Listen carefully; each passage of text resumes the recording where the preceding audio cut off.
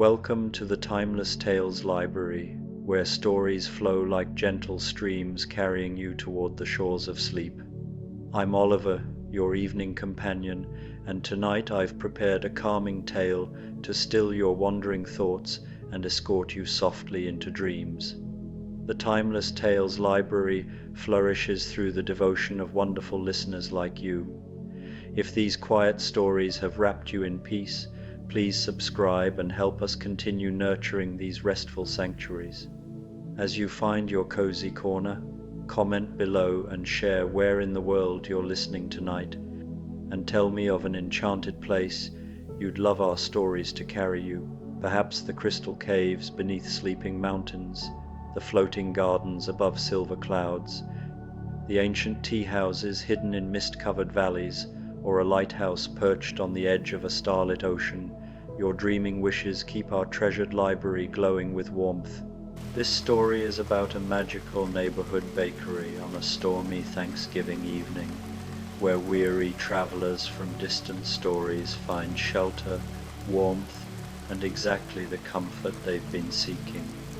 As rain patters against cozy windows and the scent of cinnamon fills the air, unexpected friendships bloom over steaming cups and freshly baked treats, reminding everyone that the greatest gift is simply being somewhere safe when the world outside grows cold. Now, close your eyes and breathe in slowly, then exhale fully. You are entering a hidden wing of the Timeless Tales Library, known as the Library of Echoes. Here, the books hold stories that have been told and retold for generations, their words echoing softly through the halls. The air is filled with a sense of gentle familiarity, and the walls are lined with bookshelves carved from quiet, ancient wood. Feel your body settle into the comforting embrace of your bed, your own personal alcove in this hall of memory. Relax your shoulders, your jaw, and your hands. The echoes of the stories are like a soft hum, a gentle vibration that soothes your nervous system and lulls your mind into a state of deep calm. Listen closely. Let the comforting stories of the Library of Echoes wrap you in a warm blanket of peace and rest.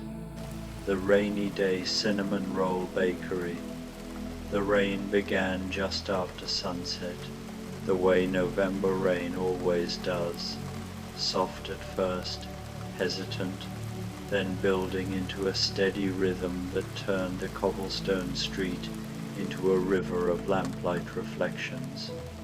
The Rainy Day Cinnamon Roll Bakery stood on the corner where Maple Street met Willowbrook Lane, its windows glowing butter yellow against the deepening twilight. Inside those windows, past the gently steaming glass, the warm light seemed to pulse with welcome, as if the bakery itself were breathing. If you had been walking past on this particular Thanksgiving evening, you might have paused despite the rain, drawn by the scent drifting from beneath the green painted door, cinnamon and brown sugar, certainly, but also cardamom and nutmeg, the ghost of vanilla, the earthy sweetness of pumpkin and pecans. You might have noticed the small wooden sign swinging gently in the wind, open always, especially when it rains. The bakery's interior was exactly what you would hope for and more than you could imagine. The ceiling beams were dark oak, worn smooth by time, and from them hung bundles of dried herbs and small copper pots containing trailing ivy. The walls were the color of warm honey, and they were lined with shelves holding mismatched teacups, old books with cracked spines, and glass jars filled with mysterious ingredients that caught the light. A stone fireplace took up most of the far wall, and within it a fire crackled softly, throwing dancing shadows across the worn wooden floor. Before the fireplace sat several armchairs upholstered in faded velvet burgundy, forest green, midnight blue, each with a small side table and a lamp with a tasseled shade. The chairs looked as though they had been waiting there forever, for exactly the right person to sink into them. But the heart of the bakery, the place where all warmth and light seemed to originate, was the long wooden counter that curved along the right side of the room. Behind it, in the half-shadow, you could just glimpse the figure of the baker, never quite clearly seen, always moving between the kitchen and the counter, always somehow knowing exactly what was needed. The baker's hands, when you caught sight of them, were dusted with flour and moved with the grace of someone who had been making beautiful things for a very, very long time. And on this Thanksgiving evening, the counter displayed such wonders. Cinnamon rolls glazed with maple cream and studded with toasted pecans, their spirals perfect and generous. Smaller buns filled with spiced pumpkin and cream cheese. Rolls topped with caramelized apples and a whisper of sage. Each pastry sat in its appointed place, still warm from the oven, waiting. The rain grew heavier, drumming now against the windows, and the first visitor pushed open the door. She came in shaking water from her hair, which was dark and cut in a practical, no-nonsense style. She wore a wool coat that had seen better days, and carried a leather satchel bulging with papers. When she looked up, her eyes were bright and intelligent, though tired around the edges. "My goodness," she said to no one in particular, taking in the warmth and light.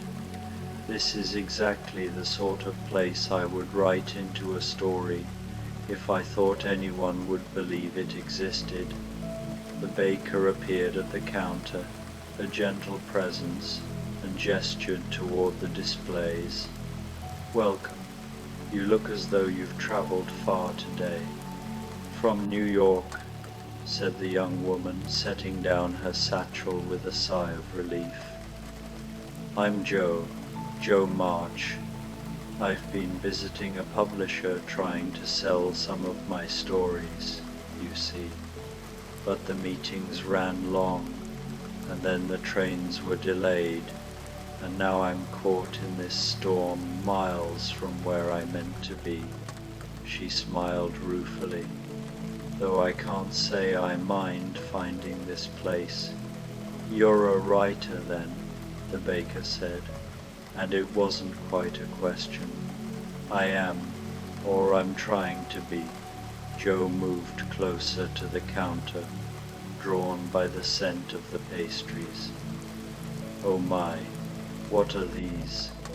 "Thanksgiving cinnamon rolls," the baker said, "each one a little different. This one, indicating a particularly generous roll with maple glaze, has pecans and a touch of bourbon in the filling.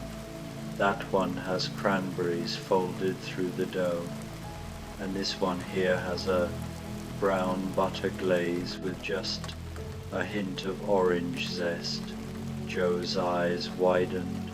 "They're beautiful, like something from a fairy tale. I'll take... Oh, which one is speaking to me?" She studied them seriously, as if this were an important decision. "The cranberry one, I think. Cranberries seem properly thankful, don't they? Autumn in a fruit." The baker wrapped the chosen roll in paper and placed it on a small ceramic plate. "And to drink?" "Tea, please," strong and hot, with honey if you have it. I have it, said the baker, and in a moment a cup appeared, white china with a delicate blue pattern, steam rising in gentle wisps. Jo carried her plate and cup to one of the armchairs by the fire, the one in burgundy velvet. As she settled in, pulling off her damp coat and draping it nearby to dry, she gave a sigh of pure contentment. The rain continued its gentle percussion against the windows. The fire crackled. Jo broke off a piece of the cinnamon roll and tasted it, and her eyes closed in pleasure. "Oh," she breathed. "Oh, that's wonderful. It tastes like Thanksgiving at home, like Mommy's kitchen, like all of us girls sitting around the table, arguing and laughing." She smiled to herself, a little sadly. "I do miss them when I'm away, Meg and Beth and Amy. But I had to come, you see. Had to try to make my way as a writer, even if it means being lonely sometimes." The baker, wiping down the counter with a soft cloth, said nothing, but the silence was companionable. Jo ate slowly, savoring each bite, sipping her tea between mouthfuls.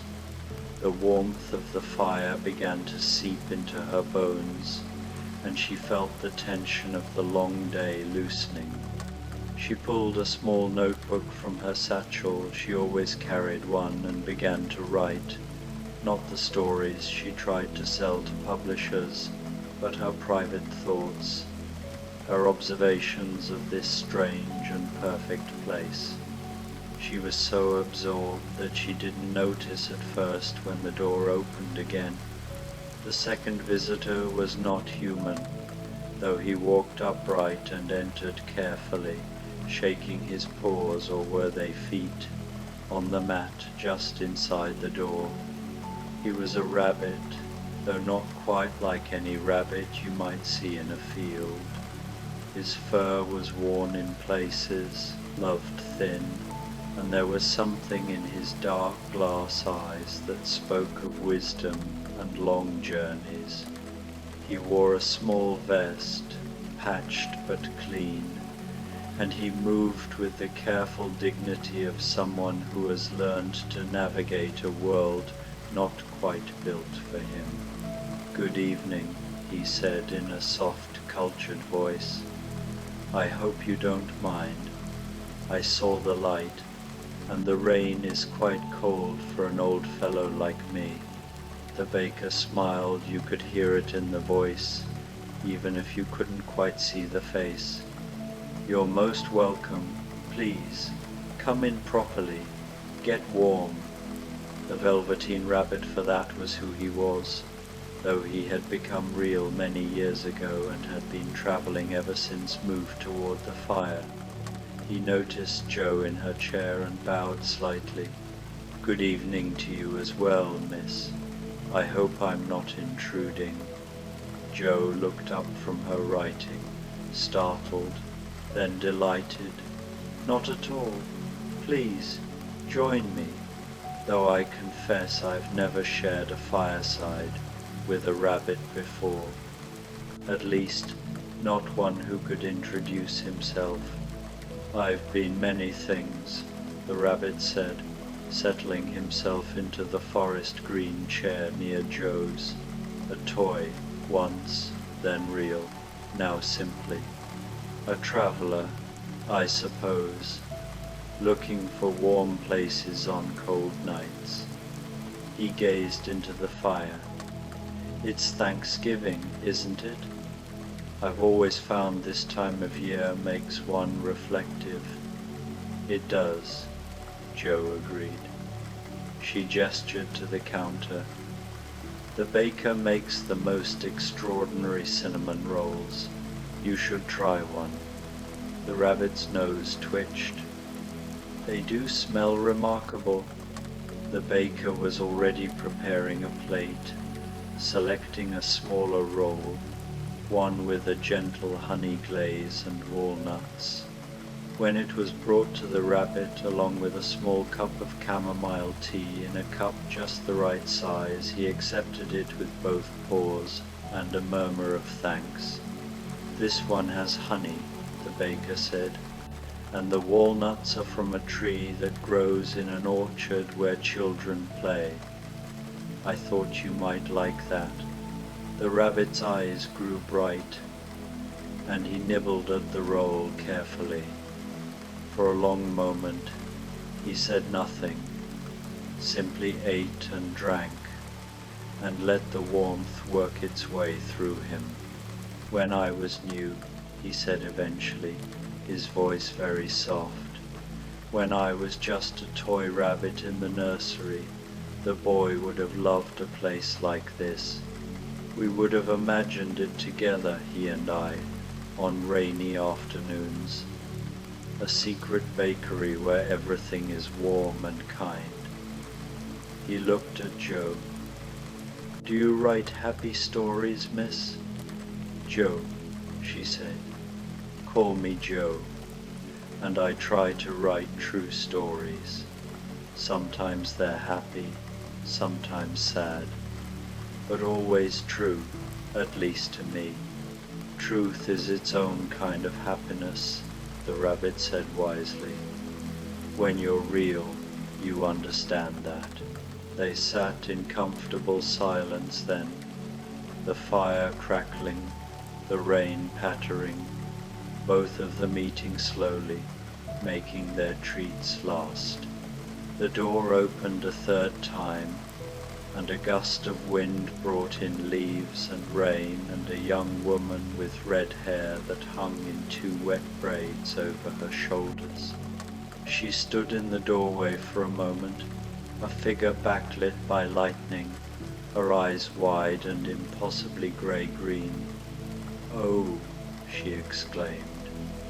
"Oh, my stars, this is the most perfectly lovely place I've ever seen." She stepped inside and closed the door against the storm.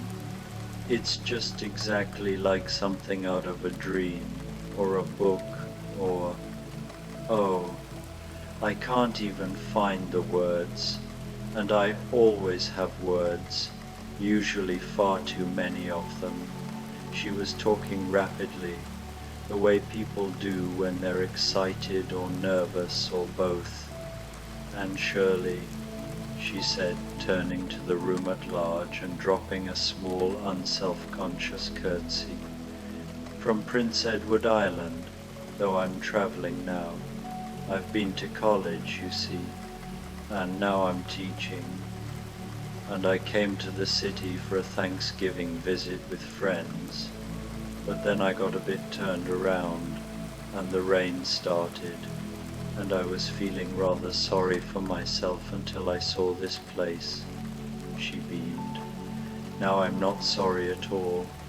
Everything happens for a reason, don't you think?" The baker chuckled, a sound like water over smooth stones. "I do think that. Welcome, Anne. You look like you could use something warm." "Oh, could I ever? I'm soaked through, though I don't mind rain usually. Rain on Prince Edward Island is different though, softer somehow. This city rain is rather aggressive, isn't it?" She moved toward the counter, unbuttoning her coat. "What are those beautiful things? They look like cinnamon rolls, but somehow more so, as if someone took the idea of a cinnamon roll and made it absolutely perfect." "That's exactly what they are," Joe called from her chair, "and they taste even better than they look." Anne turned, noticing the other two by the fire for the first time. "Oh, hello. I didn't see you there. I get so caught up in my own observations that I miss everything else. I'm dreadfully sorry." It's one of my besetting sins, Matthew always said. Matthew is my adopted father, you see, and he's the dearest man in the world, though he doesn't say much, which works out well because I say quite enough for both of us. She stopped, laughed at herself. There I go again. I like listening, the rabbit said gently. Please, don't stop on my account. Anne noticed him then, and her eyes grew even wider. A rabbit, a real rabbit, who talks. Oh, this is even more wonderful than I thought. Are you magic? In a way, the rabbit said, though it's a quiet sort of magic, the kind that happens slowly, over time, when someone loves you enough. Anne pressed her hand to her heart. That's the most beautiful thing I've ever heard. The baker set a cinnamon roll on the counter, this one topped with a cream cheese frosting swirled with cinnamon and studded with bits of crystallized ginger. This one suits you, I think, spice and sweetness. It's perfect, Anne breathed. She accepted it along with a cup of tea, black tea with milk and sugar, just the way she liked it without having to ask. Thank you so much. She joined the others by the fire, taking the midnight blue chair, and for a few minutes she simply ate and drank, making small sounds of pleasure. The storm outside intensified, rain lashing the windows now, but inside the bakery the warmth held firm. I'm thankful, Anne said suddenly. That's what we're supposed to say on Thanksgiving, isn't it? What we're thankful for. I'm thankful for this moment, right now, for being warm and fed and in good company, for knowing that there are still surprising, wonderful things in the world. She looked at Joe and the rabbit. What are you thankful for? Joe considered. For words, I think. For the ability to put thoughts on paper and make sense of things that way. And for my sisters, even when they drive me mad. She smiled. And for unexpected shelter from storms. The rabbit was quiet for a longer time. I'm thankful for being real, he said at last, for continuing to exist even after the boy grew up, for all the years I've had to see the world and understand what love made possible. His voice was thick with emotion. And for places like this, where travelers can rest. They sat together, three very different souls, bound by the moment and the warmth and the rain. The fourth visitor arrived without fanfare. The door simply opened, and a gentleman stepped through tall, perhaps 50 years of age, with a neat moustache and an air of precision about him. He carried an umbrella, which he closed with exact movements and placed in the stand by the door. His coat was perfectly dry. Good evening, he said in a crisp British accent. I do beg your pardon for the intrusion. I am Phileas Fogg, and I find myself unexpectedly delayed in my travels. A railway accident, nothing serious, but it has disrupted my schedule considerably. He consulted a pocket watch. I calculated that I would reach my destination by precisely 7:43 this evening. It is now 8:15, and I am still 30 miles away, most vexing. Time has a way of doing what it wants, the baker observed, especially on Thanksgiving. Won't you sit down? Have something warm? Fogg hesitated. I really should attempt to secure alternative transportation. In this storm? Anne interjected. Oh, you mustn't. You'll catch your death. And for what? An hour or two? Surely whoever is expecting you would rather you arrived safe than punctual. Fogg blinked at her, then at the others by the fire. I suppose that is logical. It's more than logical, Joe said. It's human. Come, sit with us. The baker's cinnamon rolls are extraordinary, and you look like you could use something to ease that frown. I am not frowning, Fogg said, but he moved toward the group nonetheless, drawn by the fire and the unexpected fellowship. The baker presented him with a cinnamon roll that was elegant in its simplicity, a perfect spiral glazed with brown sugar and butter, topped with a scattering of flaked sea salt.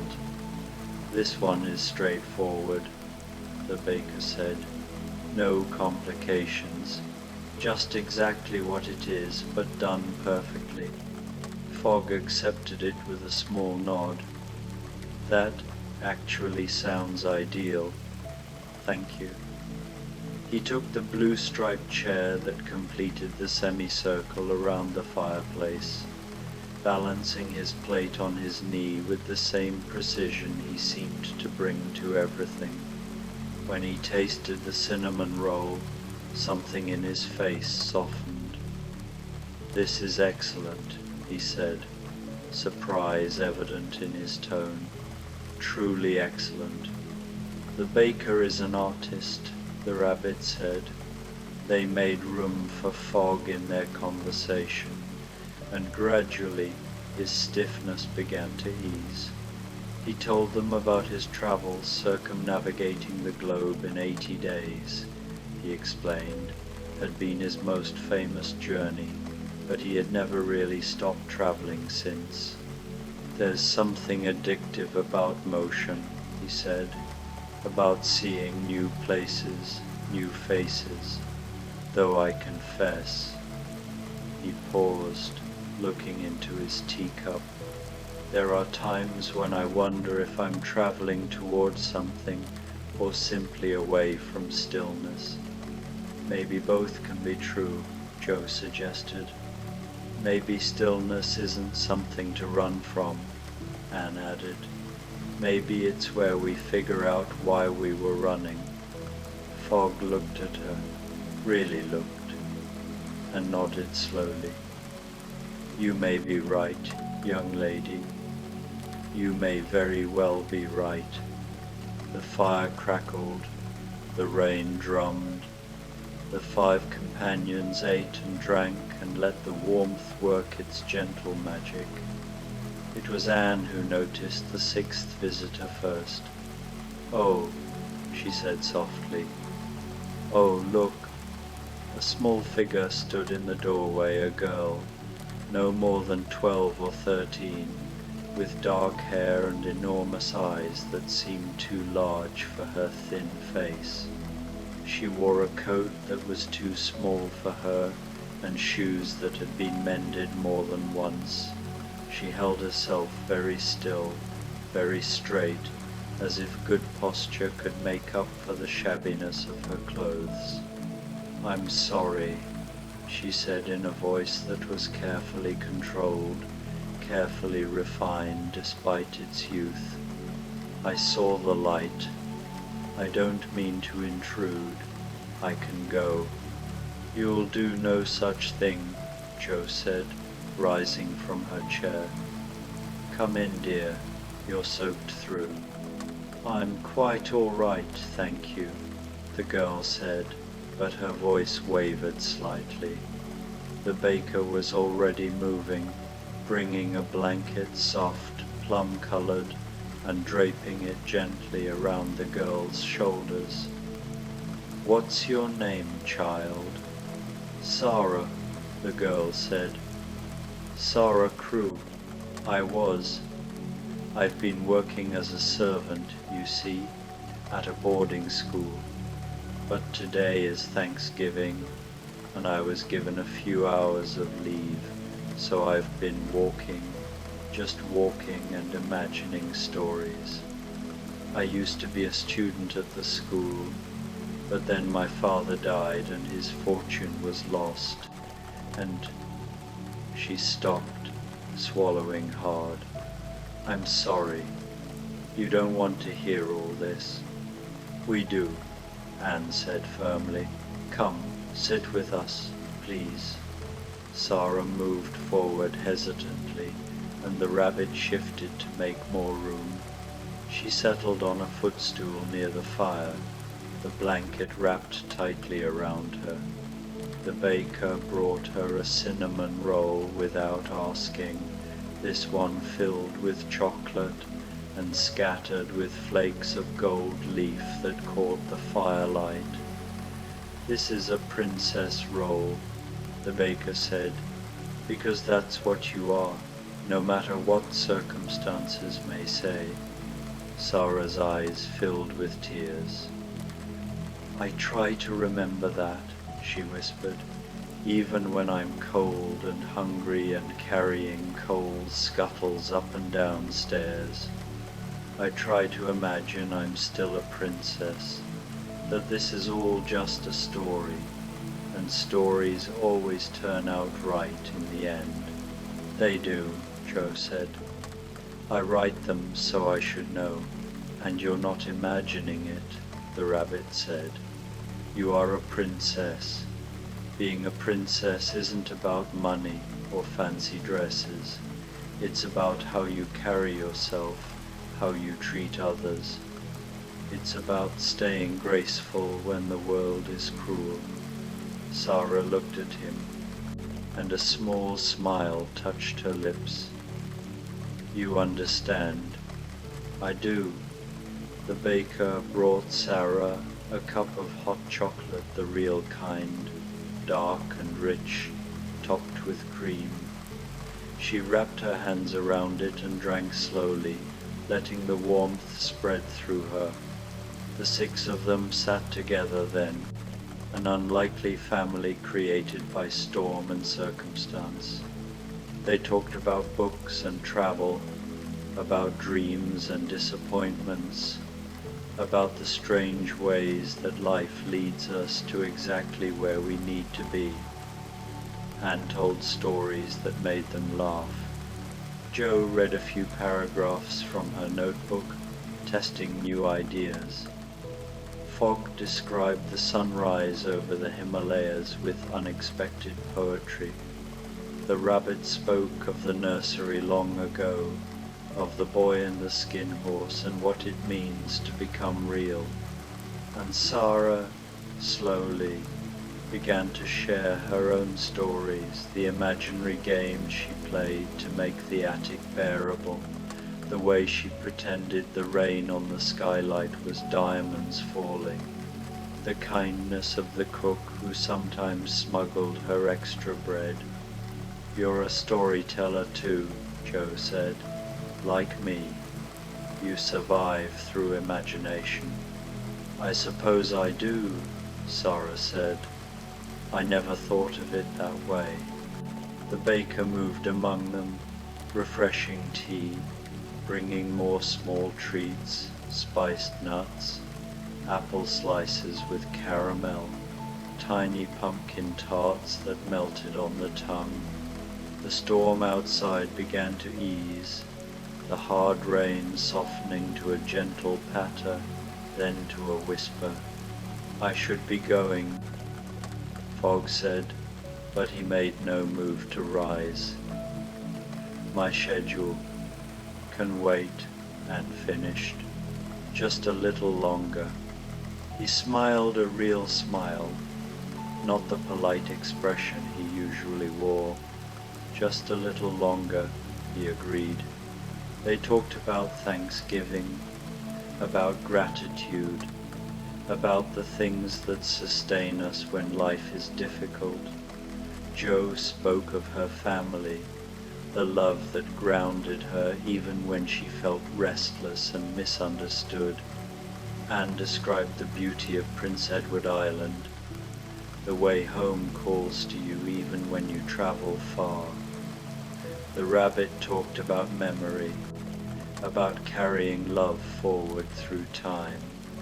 Fogg, surprising himself, spoke of friendship, of his companion Passepartout, and how traveling was better when you had someone to share it with. And Sarah, her voice growing stronger, said, "I'm thankful for imagination, for the ability to see magic even in the ordinary, to know that even in an attic you can be a princess. Even in the dark you can find light." The fire had burned down to glowing embers. The rain had nearly stopped. The street outside was quiet, washed clean. The lamps reflected in puddles like fallen stars. The baker appeared one last time, carrying a large plate. "One more thing," the baker said, "for all of you to share." On the plate was a cinnamon roll like no other they had seen, large, golden, perfectly spiraled, the glaze catching the firelight like honey.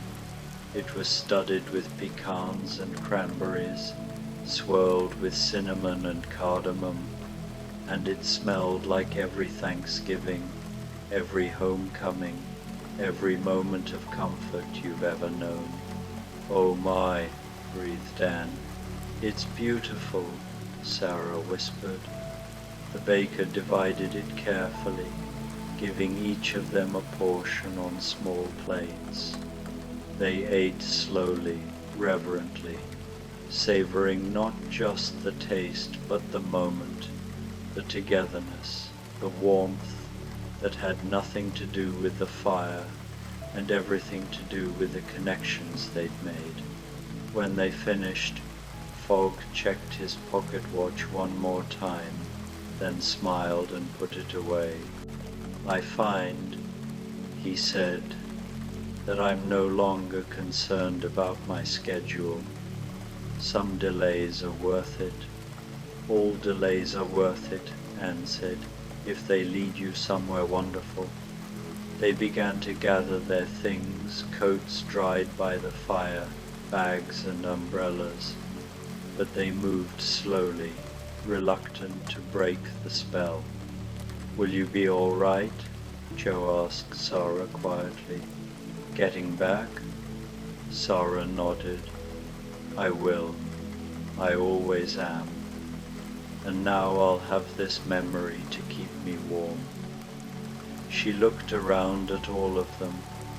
"Thank you, all of you, for treating me like someone who matters."